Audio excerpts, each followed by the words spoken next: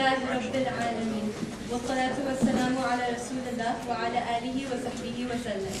We start in the name of God, the most beneficent, the most merciful. All praise is due to God, the Lord of the worlds. And may peace and blessings of God be upon His Prophet Muhammad, his family, and his companions. Students, faculty, friends, and colleagues, I greet you all with the Islamic greeting of peace. Assalamu alaikum wa rahmatullahi wa barakatuh. Today is the first event in a series of events called Israeli Apartheid Week, a call to boycott, divest, and sanction. Sponsored by the Muslim Student Union, the goal of the events this week is to educate and raise awareness on campus about the plight of the Palestinian people, with the hope that this knowledge will turn into action. Our annual week has unfortunately often been misconstrued to be one that harbors anti-Semitism. The MSU has clarified numerous times and will continue to clarify that hatred of any particular group on the basis of their race, color, ethnicity, or religion, including people of the Jewish faith, is not and will not be tolerated. We will be the first to speak out against these injustices, just as we would speak up against any other form of racism, no matter what group it targets. Although this goes without saying, the MSU strives to explicitly state its beliefs nonetheless. It is absolutely hypocritical and immoral to label anyone who has the courage to stand up and speak out against the genocidal Zionist policies of Israel as anti-Semitic. The week's aim, in short, is simply to call for an end to oppression of the indigenous Palestinians, just as it would make sense to call for an end to the oppression that took place in Nazi Germany. It is absolutely imperative that we call for an end to 62 years of systematic subjugation and repression of the Palestinian people. Co-sponsors for this week include Asian Pacific Students Association, Indian Subcontinental Cup, Pakistani Student Association, Middle East Studies Student Initiative, Kaba Bayan, and MECHA, Society of Arab Students, and the Workers' Student Alliance, along with Radical Student Union. Before we begin today's events, we will begin with some verses from the Muslim holy book, the Quran.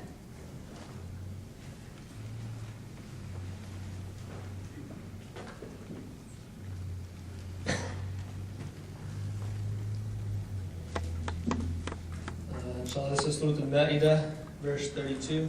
So chapter 5, verse 32.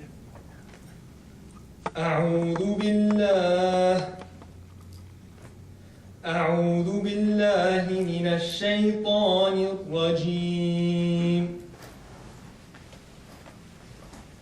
بسم الله الرحمن الرحيم.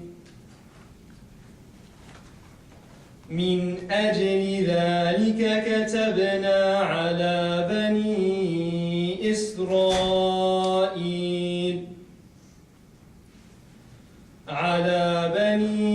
إسرائيل أنه من قتل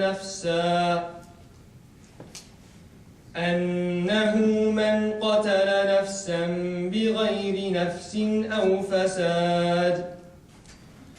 أو فساد في الأرض فكأنما قتل الناس جميعا ومن أحياها فكأنما أحيا الناس جميعا ولقد جاءتهم رسلنا بالبينات ثم إن كثيرا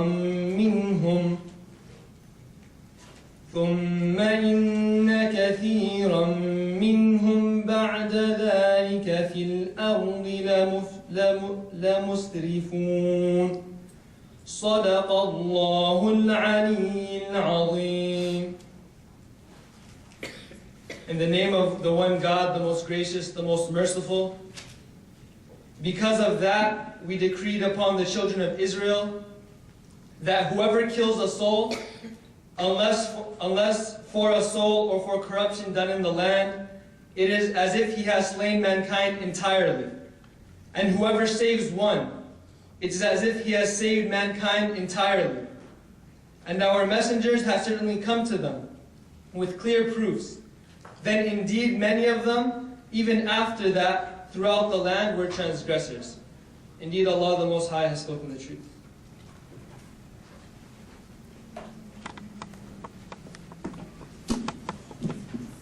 To introduce our speaker, at the age of 14, Holocaust survivor Hedy Epstein's parents and family members were sent to a concentration camp in France.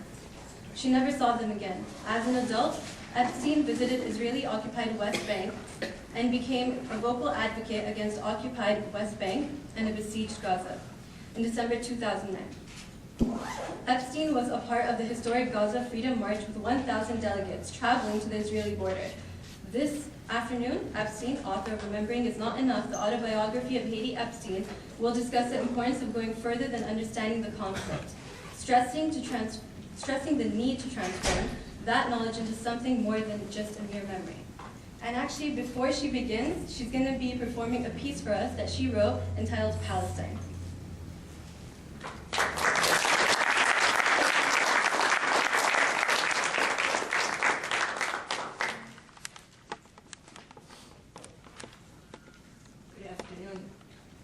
Good afternoon, everybody. How many of you heard me speak this morning? Raise your hands. Oh, you all heard me this morning. Wow, wonderful. And I feel I'm not wearing the proper attire. I see so many Free Palestine and UC Intifada shirts. I have a couple of shirts that would be appropriate, but they're in my hotel. So instead, this vest that I'm wearing is from Palestine, from the West Bank. So that will, in lieu of wearing one of your shirts. The poem that I wrote, the poem that I'm going to read to you, I wrote I think in 2006, after I'd been to the West Bank several times already. And it sort of reflects what I experienced and what I felt. And I entitled it Palestine. When I see the word Palestine, I see checkpoints, roadblocks, the wall, and tortured civilians on the streets. When I hear the word Palestine, I hear piercing gunshots, sound bombs, silent screams from a tortured people, and their cries for freedom, justice, and peace. When I feel the word Palestine, I feel an excruciating pain, bruised and aching hearts of those that lost their loved ones in the struggle. When I smell the word Palestine, I smell the acrid stench of tear gas, the dust of bulldozed homes, of an oppressed yet dignified people. When I taste the word Palestine, I taste the bitterness of injustice and oppression that people have to endure to survive.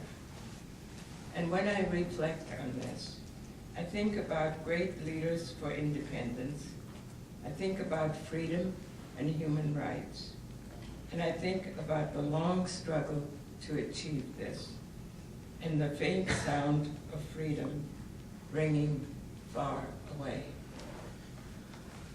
Let me share this with you too. This last line, and the faint sound of freedom ringing far away, are words that I really borrowed from a letter that my father wrote before he was deported and before his death.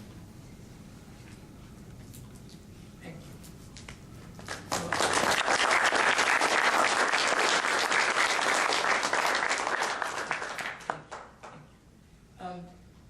We decided, I guess, just between this morning's talk and before I came here, that I'm going to talk about BDS, or boycott, divestment, and sanctions. Something that I understand you have a petition that people should be signing. I hope all of you in this room have already signed it. And if you haven't, maybe we can recirculate it. And can I sign it later? There are the petitions way back there, apparently. BDS, or Boycott, Divestment, and Sanctions, was really an initiative started by the Palestinian people a couple of years ago. and it's taking hold